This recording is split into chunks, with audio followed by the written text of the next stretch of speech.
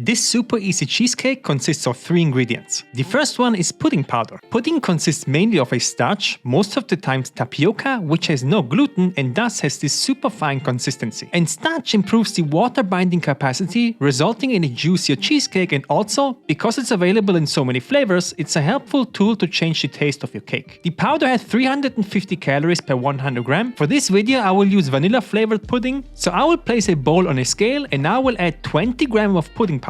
That is for 1 serving. If you want to make 2 or 3 cheesecake, then just double or even triple the amount. The next ingredient is either 1 whole egg or 50 grams of egg whites. I will use egg whites this time. The recipe stays the same if you use the whole egg. The only difference is 50 more calories because of the 5 grams of fat in the egg yolk. The third and last ingredient is the most important one, and it's flavored Skyr or Greek yogurt. This is an exceptionally good protein source with around 60 to 70 calories and 9 to 10 grams of protein per 100 gram of yogurt. I personally will use strawberry flavored Skyr.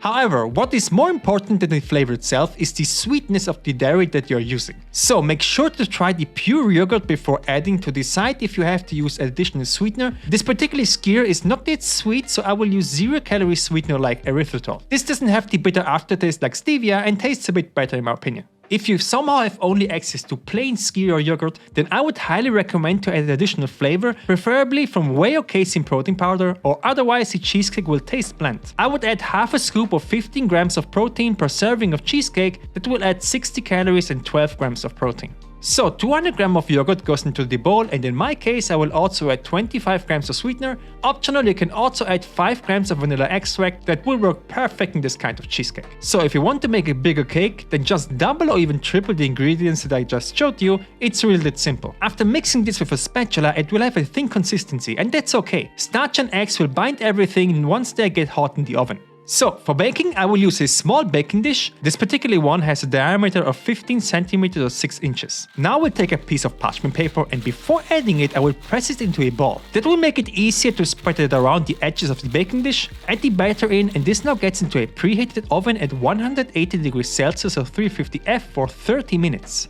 The baking time can vary depending on the size of a baking dish. If your cake is higher than mine because more batter or a smaller dish, I would reduce the temperature by 10 to 20 degrees Celsius and bake it 15 minutes longer. So after baking, remove the cake and place it into a plate. This cheesecake tastes best if you let it cool down in the fridge for at least 30 minutes until everything is set. You can also let it cool down overnight. It would last in the fridge for 2 to 3 days at least. I personally will also add a serving of chocolate PB2 and spread it on top to make it perfect. This cheesecake comes in with 243 calories, 35 grams of carbs, 0 grams of fat and 23 grams of protein, or 287 calories if you use the whole egg. If you are hesitant using protein powder, you need to watch this video where I explain what protein powder is, and see you there.